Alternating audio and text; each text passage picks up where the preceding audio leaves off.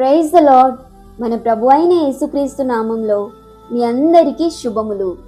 నేటి వాక్య భాగం, ఆయన ఆకారమందు మనుష్యుడిగా కనబడి మరణము పొందునంతగా, అనగా సిలువ మరణము పొందునంతగా తన్ను తాను తగ్గించుకొనెను. సిలువ అనేది కేవలం యేసు ప్రభువు పొందిన శారీరక శ్రమ మాత్రమే కాదు, అది ఆయన పరిపూర్ణమైన విధేయతకు మరియు తగ్గించుకొనుటకు నిదర్శనం. సృష్టికర్త అయిన దేవుడు సృష్టి అయిన మనుష్యుని రూపంలోనికి రావడమే ఒక గొప్ప అద్భుతం. కానీ ఆయన అంతటితో ఆగిపోలేదు. అత్యంత హీనమైన, అవమానకరమైన సిలువ మరణం పొందేంతగా తను తాను తగ్గించుకున్నారు.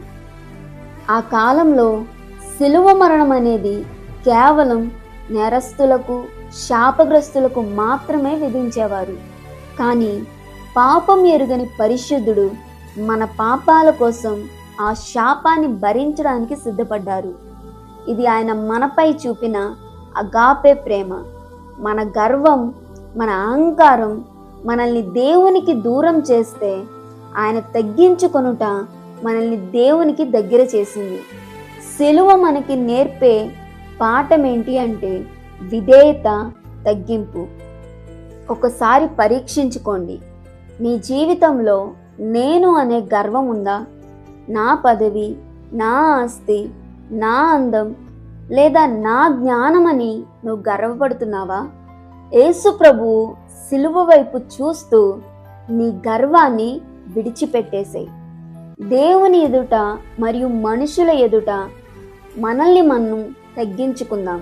ఎందుకంటే దేవుడు గర్విష్ఠులను ఎదిరించి వినయము గలవారికి కృప అనుగ్రహిస్తాడు. కనుక తగ్గింపు అనే గుణాన్ని అలవర్చుకుందాం. ఆమేన్.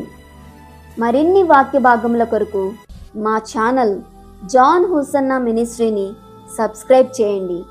ఈ వాక్యం మీకు నచ్చినట్లయితే లైక్ చేసి ఇతరులకు షేర్ చేయండి. దేవుడు మిమ్మల్ని దీవించునుగాక. ఆమేన్.